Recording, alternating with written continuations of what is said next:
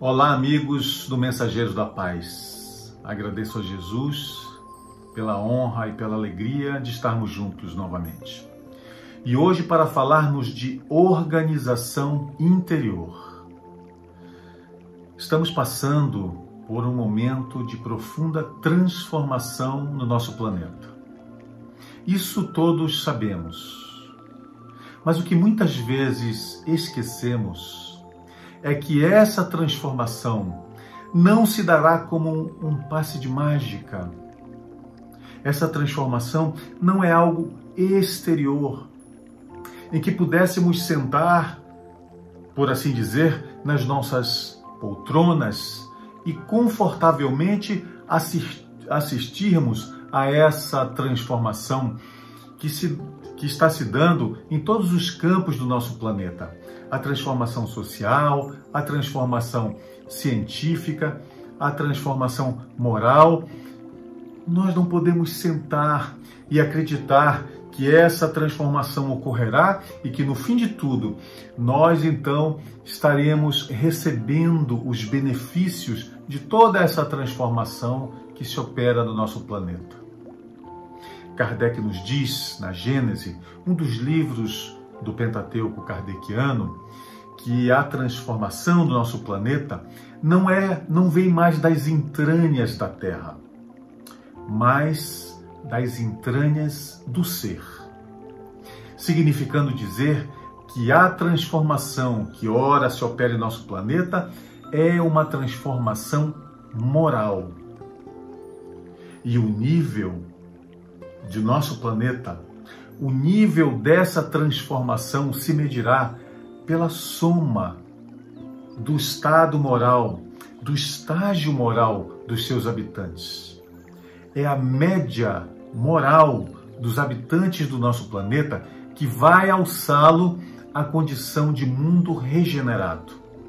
Portanto, se essa transformação é interior, e se nós seremos considerados planeta regenerado, a Terra, quando essa soma, essa média moral dos habitantes do nosso planeta alcançar um patamar superior ao que nós encontramos hoje, e isso significa que nós não somos meros espectadores, que nós não podemos sentar e observar a mudança para, no futuro, usufruir de todas as conquistas. Nós fazemos parte dessa mudança. Cada um de nós. Porque a mudança se opera dentro de nós, nos nossos corações. A transformação de nosso planeta não é apenas uma transformação física, mas especialmente uma transformação moral. E transformação é mudança. Mudança de comportamento, mudança de hábito, mudança de paradigma, mudança de modelo, mudança nos nossos pensamentos, mudança na forma de nós sentirmos, de nós agirmos. O benfeitor espiritual, Manuel Filomeno de Miranda, na sua obra maravilhosa, intitulada Transformação Planetária, pela psicografia do nosso querido Divaldo Franco, já nos diz na primeira página que o novo modelo, o novo paradigma do nosso planeta transformado será de justiça, dever, ordem e amor. Ordem e amor. Tudo se fará na mais perfeita ordem. A ordem é necessária em absolutamente tudo nas nossas vidas, até mesmo para amar. Não é à toa que no capítulo 16 do nosso Evangelho segundo o Espiritismo, Jesus nos fala que nós não podemos amar a Deus e a Mamon. Nós não podemos servir a dois deuses ao mesmo tempo. Jesus não quis dizer que nós devemos desprezar a matéria, porque Mamon significa isso, a matéria, em hebraico, o próprio dinheiro, Jesus nunca disse que nós devemos desprezar a matéria, desprezar o mundo em que nós vivemos. Nós ainda vivemos na matéria. O que nós precisamos, dentro dos nossos corações, é servir a um só Deus, ao nosso Criador, ao nosso Pai. Mas não que nós devemos desprezar a matéria. Quando, no capítulo 12 do nosso Evangelho segundo o Espiritismo, Kardec nos fala, nos lembra Jesus de que nós devemos amar aos nossos inimigos, Jesus não quis dizer, nos explica Kardec, que nós devemos colocar aqueles nossos inimigos no mesmo lugar nos nossos corações do que aqueles a quem mais amamos. Eles não caberiam no mesmo lugar nos nossos corações. Amar aos nossos inimigos é não opor reconciliação, é não desejar o mal, é não guardar mágoa. Amar aos nossos inimigos significa perdoá-los, perdoar as suas ofensas, as suas agressões contra nós, perdoar incondicionalmente. Significa não querer nos vingar, significa desejar o bem e, além disso, se nos surgir a oportunidade, amar aos nossos inimigos significa mesmo fazer o bem, socorrê-los sempre que eles precisem, ainda que nos façam o mal. Mas não significaria a fala do Cristo, os ensinamentos de Jesus, de que nós deveríamos guardar no nosso coração, no mesmo lugar, aqueles que são os nossos inimigos, que nos fazem o mal, no mesmo lugar daqueles nossos amados que nos são mais caros aos nossos corações. Não é no mesmo lugar. Significa que nós devemos colocá-los em ordem, cada um no seu devido lugar, dentro dos nossos corações.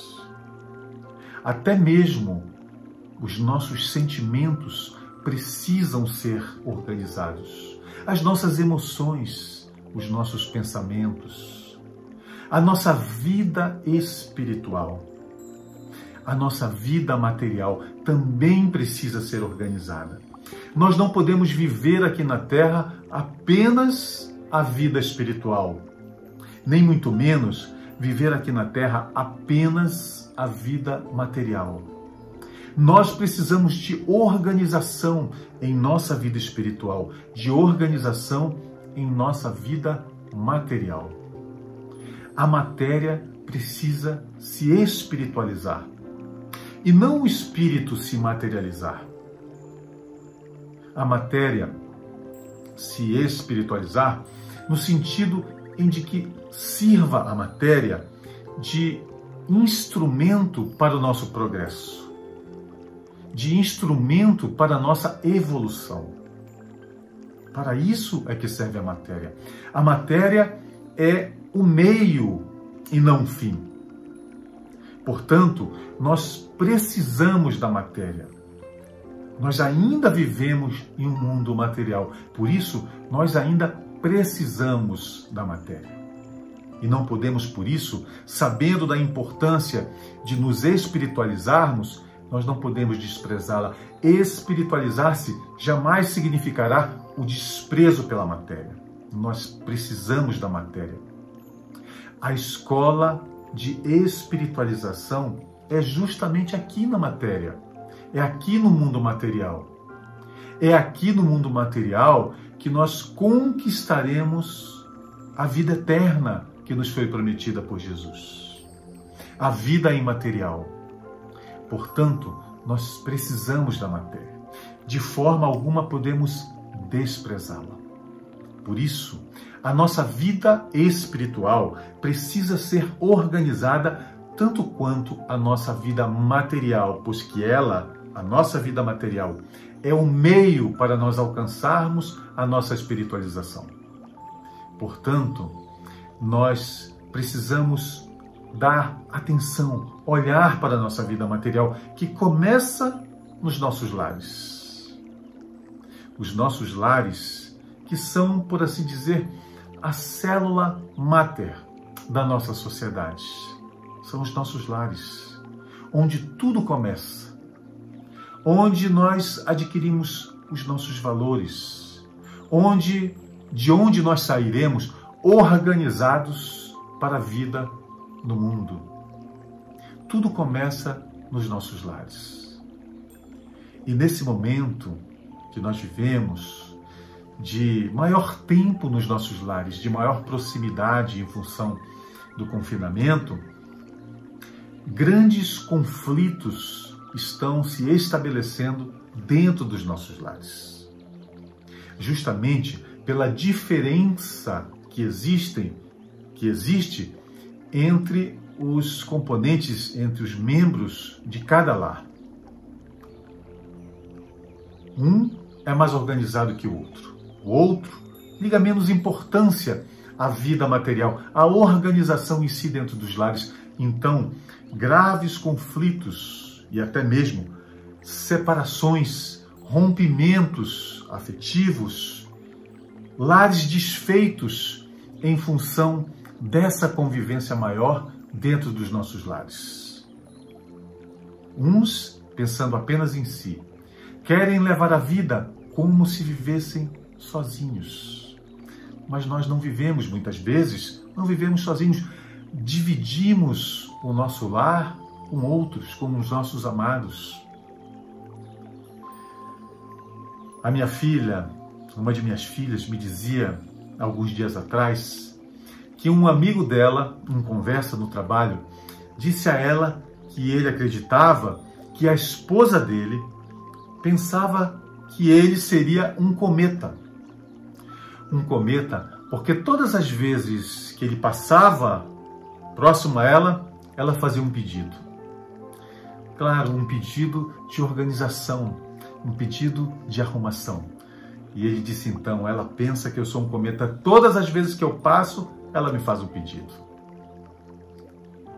Um outro amigo me disse que a esposa dele, um dia, parou em frente a ele, colocou as mãos na cintura, olhou para casa, olhou ao redor, algo como que desanimada, exausta, cansada, e perguntou a ele em tom de súplica: será que nós poderíamos manter pelo menos um só cômodo de nossa casa em ordem, organizado, arrumado? Só um. Muitas vezes nós acreditamos que podemos viver da forma que bem quisermos, da forma que desejarmos, e muitas vezes nós esquecemos de nos importar com o que o outro sente, com o que aquele que convive conosco, nos nossos lares, sente, o que eles pensam em função do nosso comportamento, como eles se sentem na convivência conosco. Nós nos importamos tão somente com aquilo que nós pensamos e nós sentimos, esquecendo e muitas vezes desprezando o que nós levamos ao coração dos nossos amados, ao coração daqueles que dividem conosco o nosso lar, que é um lugar tão sagrado. Nós costumamos classificar aqueles que gostam de viver uma vida organizada como metódicos, excessivamente exigentes. E muitas vezes classificamos a organização como patologia. Eu lembro de um trabalhador da nossa casa espírita, um amigo do coração, que sempre chega mais cedo à nossa casa e arruma os copos de água mineral para que essa água seja fluidificada. E ele arruma então os pequenos copos de plástico de forma perfeita ao lado do garrafão de água mineral. Ele arruma os copos de forma perfeita e vai colocando em cima de cada pilha de copos um papel para que ele construa então a outra pilha de copos e mais uma folha de papelão e uma outra pilha de copos, porque o movimento da casa em certos dias é muito grande, e ele arruma aquilo de forma perfeita. E alguns brincam e dizem a ele: isso é toque, isso é transtorno obsessivo compulsivo, classificando a organização do meu querido amigo como transtorno obsessivo compulsivo. E eu sempre brinco e digo: não, gente, isso não é transtorno obsessivo compulsivo. Isso é terapia de organização consciente. Toque, no caso dele, é terapia de organização consciente. Porque quando nós nos tornamos conscientes da nossa necessidade de progresso, nós percebemos que nós precisamos, para o nosso progresso, de organização, inclusive de organização material. E só aqueles que conhecem a alegria de ser organizados sabem que isso é uma verdadeira terapia, que a organização em si é uma verdadeira terapia nas nossas vidas.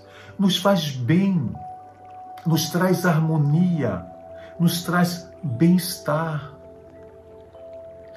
Quando nós entramos nas nossas casas e vemos, desde a sala ou da cozinha ou da área de serviço, um ambiente de organização, nós imediatamente nos sentimos bem, nos sentimos acolhidos. Algumas pessoas arrumam a sua geladeira de forma a saber onde está cada alimento. Outras arrumam os seus guarda-roupas pela cor das roupas. E o guarda-roupa então se torna tão belo, tão organizado. Outros organizam pelo tipo de roupa. As gavetas, com os documentos, os papéis, de forma tão organizada que nós não precisemos passar pela angústia de procurar um documento em uma hora que seja necessário e que isso se transforme em um transtorno e que nós levemos para dentro dos nossos lares, pedindo a ajuda de todos, um ambiente de angústia, de apreensão, de desarmonia. Os nossos lares podem, devem e precisam ser lugares organizados. Essa organização dos nossos lares fala a nós mesmos, fala para nós mesmos de quem nós somos. E também fala para os outros quem nós somos. O nosso mundo exterior é o reflexo do nosso mundo interior. Eu lembro de muitos anos atrás, eu me recordo de que eu havia chegado de viagem, estava com muita saudade dos meus 3 filhos, e então os convidei para brincarmos. Era um final de semana, um sábado, se não me falha a memória, e nós então buscamos muitos brinquedos para brincarmos, enquanto a mãe arrumava. É claro, os homens são sempre bagunçadinhos, né? Quase sempre. E a mãe então, a esposa, dentro de casa arrumando, enquanto eu, junto com os 3, nós espalhamos muitos brinquedos pela sala. Mas ela sempre nos dizia: espalhem, brinquem com os brinquedos e que vocês estejam brincando. Para que vocês peguem um outro brinquedo, guardem antes aqueles que vocês não estejam usando. Assim nós manteremos um ambiente organizado, harmonioso. Mas, em função da grande saudade, querendo agradar os filhos, eu trouxe todos os brinquedos de uma só vez. Quando, depois de espalhar todos os brinquedos pela sala, o interfone de nossa casa tocou. E ela vinha chegando na sala, passando para a cozinha, onde ficava o interfone, e ela já deu aquele olhar de mãe, de esposa, e já disse: quanta organização, hein? E passou para atender o telefone. E depois de uma breve conversa, ela disse: claro, ela pode subir. E nós, eu e os 3 filhos, olhamos assustados para ela. Subir? Ela quem? É uma amiga nossa. Lembra daquela nossa amiga? Pois é, ela viu um anúncio de um apartamento para vender aqui no nosso prédio, mas por ser final de semana, ela não conseguiu visitar. E ela gostaria de saber se ela poderia vir até o nosso apartamento, até a nossa casa, para que ela conhecesse como é o apartamento, para ver se atende às suas necessidades. E concluiu dizendo: vocês têm 35 segundos, que é o tempo que o elevador leva da portaria até o nosso andar. Vocês têm 35 segundos para que ela não saia daqui com uma má impressão de nós. E nós 4 nos entreolhamos. Meu Deus, 35 segundos é impossível. Vamos guardar aqueles brinquedos que nós não estamos utilizando e organizar aqueles outros que nós estamos brincando, porque guardá-los a todos seria impossível. E nós demoramos exatamente 40 segundos, em desespero, arrumando a bagunça que nós havíamos feito. Não por falta de aviso. Nunca sabemos quando essa organização vai nos trazer paz, vai nos trazer harmonia, vai nos fazer bem. Fazer bem ela nos faz sempre, mas nós não sabemos quando, muitas vezes, ela será tão necessária nas nossas vidas. E para que nós sejamos organizados, nós precisamos, antes de tudo, organizar o nosso tempo. O tempo nas nossas vidas é absolutamente sagrado. O tempo é necessário para que nós façamos qualquer coisa nas nossas vidas. O tempo é o primeiro instrumento, é a primeira ferramenta de organização nas nossas vidas. Por isso, nós precisamos nos organizar no tempo. Nós, diante, deslumbrados que estamos com a tecnologia que nos chega e que nos possibilita, por exemplo, essa comunicação, mesmo que a presença física nossa ainda não seja possível, essa oportunidade que nós estamos tendo aqui mostra o quão abençoada é essa era em que nós estamos vivendo de ter essa oportunidade da eletrônica nas nossas vidas. Mas nós precisamos verificar, nos organizar no nosso tempo, de que forma nós estamos usando essa eletrônica. Quanto tempo nós gastamos para quê e para quê dentro dos nossos aparelhinhos. Há algumas semanas atrás, eu me surpreendi com uma mensagem no meu celular. A mensagem dizia: a sua média semanal com a sua tela ligada é e disse o número de horas, que passava, média diária, que passava de 5 horas. Então eu me assustei diante daquele tempo todo, 5 horas por dia, todos os dias, 7 dias por semana, e eu, diante daquela surpresa, daquele susto, fui verificar de que forma eu estava usando o meu aparelho celular.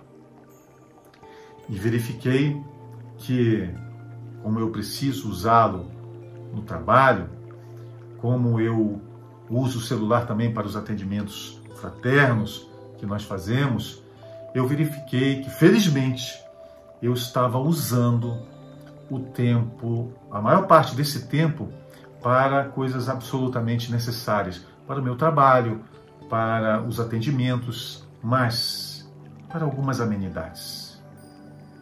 E então eu lembrei que, alguns anos atrás, eu, buscando otimizar o estudo da nossa doutrina espírita, e por serem muitas as obras tão encantadoras que a nossa doutrina espírita nos oferece, eu busquei uma forma de ler de forma mais rápido, um método que me ajudasse a estudar de forma mais rápida, a atingir um progresso maior no conhecimento da nossa doutrina, e então encontrei um curso que me ensinou a ler. 200 páginas em 30 minutos. A média de um livro hoje, 200 páginas em 30 minutos com compreensão. E eu percebi que daquele tempo, mais de 5 horas de média diária na semana no celular, que eu estava passando um pouco do tempo em lazer e em amenidades, e fiz então essa conta. Se eu trocar meia hora desse meu tempo no celular e conseguir ler as 200 páginas, ou se eu trocar 1 hora, ainda que não consigamos ler essas 200 páginas em meia hora, mas que consigamos com método, com organização, com aprendizado de novas formas de leitura, se eu conseguir ler, trocar esse tempo no celular, eu conseguir ler um livro por dia. Ainda que eu não leia 365 livros em um ano, que eu leia 200, quanta diferença isso fará em minha vida? Por ter organizado o tempo. O tempo tão precioso nas nossas vidas, sem o qual nós nada fazemos. O tempo que, quando bem administrado, favorece a nossa própria saúde, inclusive a saúde física, quando, por exemplo, nós destinamos tempo para exercício físico, de forma organizada.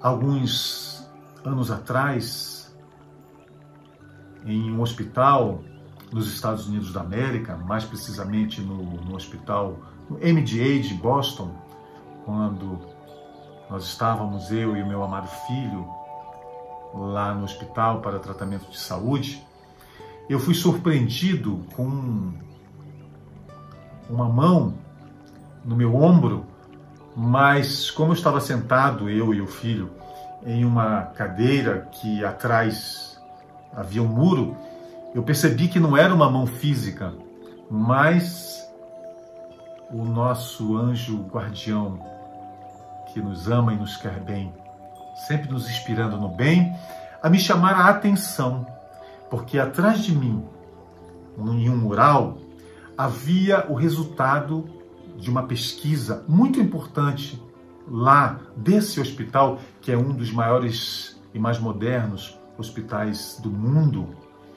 sobre uma proteína chamada P53. Dizia o estudo que essa proteína era importantíssima no nosso sistema imunológico. Dizia o estudo que nós produzimos células com alterações genéticas em função de ataques do meio ambiente ou em função até mesmo da nossa respiração, da oxidação. E o estudo dizia que muitas vezes essas células que têm os seus genes alterados podem vir se transformar essas células em tumores malignos, inclusive o câncer. E que essa proteína P53, ela estaria envolvida na eliminação dessas células, na identificação e eliminação dessas células que poderiam se transformar em células malignas dentro do nosso organismo.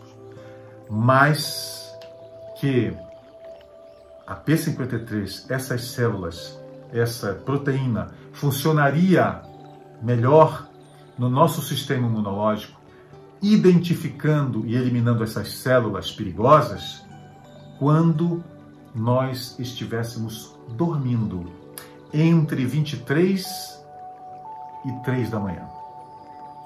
Entre as 11 da noite e as 3 da manhã, essa proteína trabalha de forma muito mais eficaz do que no nosso estado de vigília.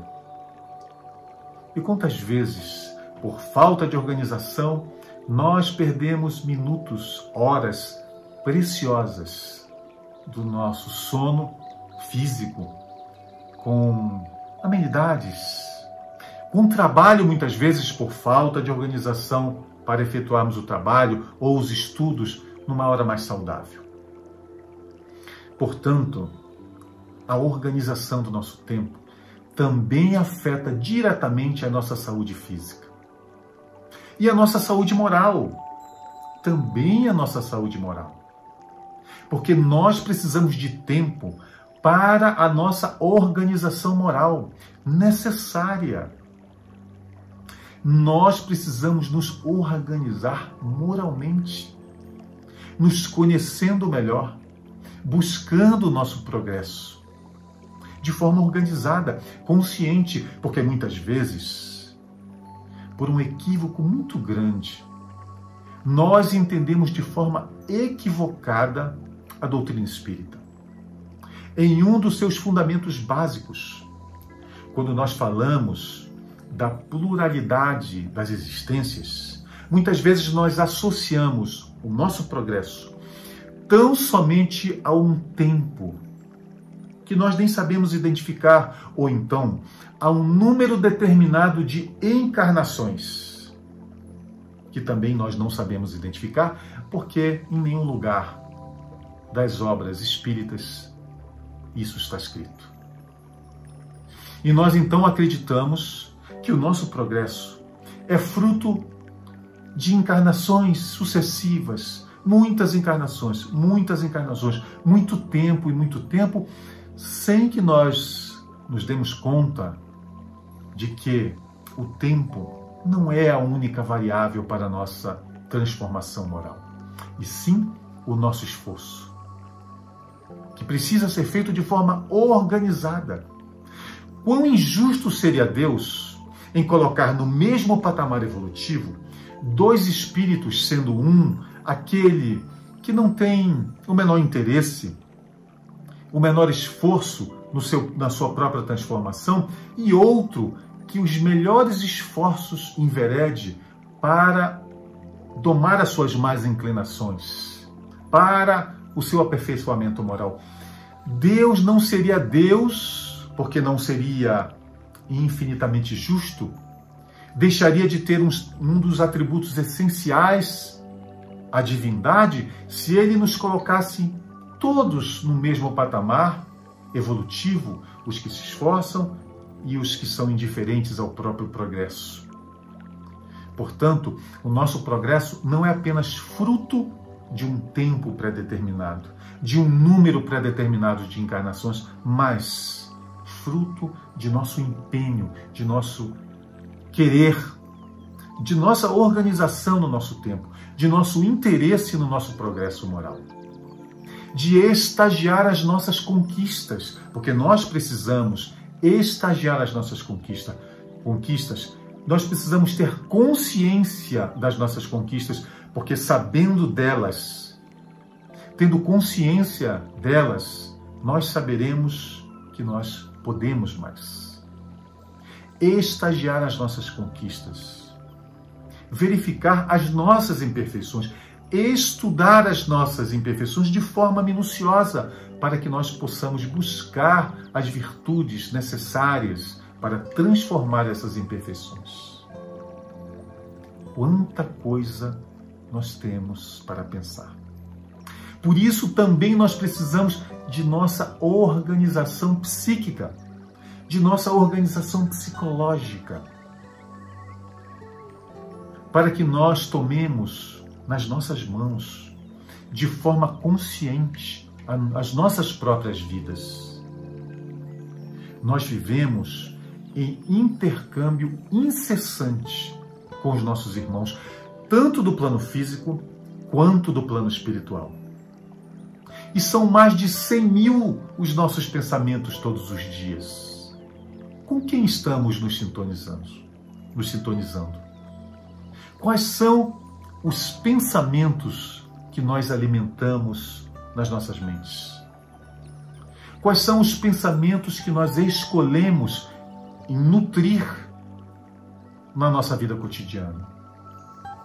Se o intercâmbio é incessante, e se nós não nos organizarmos, se nós, de forma consciente, não escolhermos os pensamentos que digam respeito ao nosso próprio progresso, nós seremos tão somente reflexo do inconsciente coletivo no nosso planeta, que ainda vibra em um plano tão baixo, em função da destinação de mundo de prova e expiação, que é o nosso planeta Terra. Portanto, nós precisamos organizar a nossa mente também, de forma consciente, verificando as nossas conquistas, reconhecendo e estagiando cada uma delas, como também as nossas necessidades evolutivas. Se não o fizermos, nós correremos o risco de cairmos diante das menores dificuldades. São inúmeros os irmãos que nós atendemos em estado de tristeza, de melancolia e mesmo de profunda depressão, porque uma das áreas de suas vidas se encontra em dificuldades. Muitas vezes, um pai de família que passa por uma dificuldade financeira, pela perda de um emprego e que, claro, sofre por não poder levar de forma adequada o pão de cada dia à mesa dos filhos, da família, do seu lar. Mas muitas vezes o desespero bate à porta dos corações desses irmãos porque eles esquecem de lembrar de quantas conquistas já conseguiram nas suas vidas. Embora a dificuldade financeira momentânea, eles se permitem cair, se deixam abalar na fé porque esquecem de quantas outras conquistas já tiveram nas suas vidas. A própria formação de um lar, o amor que une os seus amados dentro do lar, os seus estudos, a sua evolução intelectual, a sua evolução moral, os esforços que enverede para o seu próprio progresso, o amor que dedica à sua família, a sua honestidade, a sua integridade, a sua ética. Quantas conquistas! Portanto, nós precisamos ter a consciência, organizar a nossa vida sentimental, a nossa vida emocional, a nossa vida psíquica. Nós precisamos de organização nas nossas vidas. Organização evolutiva. Conscientes que nós precisamos estar de que o objetivo exclusivo de nossa encarnação, como nos ensina Kardec, no capítulo 13 do capítulo 11 do nosso Evangelho segundo o Espiritismo, no item 13, de que o objetivo exclusivo de nossa encarnação, é o nosso aperfeiçoamento moral. Quando nós temos essa consciência, então nós buscamos organizar as nossas vidas. Não é possível ter um progresso moral nas nossas vidas sem organização. Nós até conseguiremos progredir sem organização, mas no regime do pouco a pouco. No regime do pouco a pouco que muitos se equivocam, classificando esse regime de pouco a pouco como um modelo a ser seguido, mesmo por aqueles que conhecem o Cristo, mesmo por aqueles que já têm a doutrina espírita nas suas vidas. Não. O pouco a pouco se aplica aos espíritos ignorantes no sentido do saber, ainda nas fases primitivas do estágio evolutivo intelectual e moral. O pouco a pouco se aplica aos espíritos ainda rebeldes, contra muitas vezes o próprio Criador, mas não a nós. Nós que conhecemos Jesus, nós que temos a oportunidade do Evangelho nas nossas vidas, nós que temos a oportunidade sagrada de conhecermos a doutrina espírita nas nossas vidas. A quem muito foi dado, muito será pedido. E a nós, cristãos, a nós espíritas, muito foi dado. Por isso, muito nos será pedido. Precisamos, então, organizar as nossas vidas, em todas as áreas, para que nós possamos aproveitar cada uma dessas sagradas oportunidades que Jesus nos concede. nós precisamos utilizar do Evangelho no nosso estudo, na nossa vida cotidiana. Nós precisamos conhecer de forma organizada o Evangelho. Mas, acima de tudo, nós precisamos também, de forma organizada, vivenciar o Evangelho nas nossas vidas, a começar pelos nossos lares. A nossa vida exterior é o reflexo de nossa vida interior. Por isso, organizemos as nossas vidas. Organizemos a nossa vida interior e organizemos a nossa vida exterior. O começo, o início de tudo, será sempre nos nossos lares. O lugar sagrado para a nossa redenção é o nosso lar. E a vida imaterial é a nossa destinação. As promessas do Cristo, da vida imortal, estão na nossa vida imaterial, na nossa encarnação em mundos de vida imaterial. Para isso, basta o seguirmos, basta trazermos o seu Evangelho, o Evangelho do Cristo, o Evangelho de Jesus para as nossas vidas, de forma organizada, diária, habitual, cotidiana. O novo paradigma é de dever, de justiça, de organização e de amor. Nós podemos e depende única e exclusivamente de nós, do nosso querer e de nossa organização.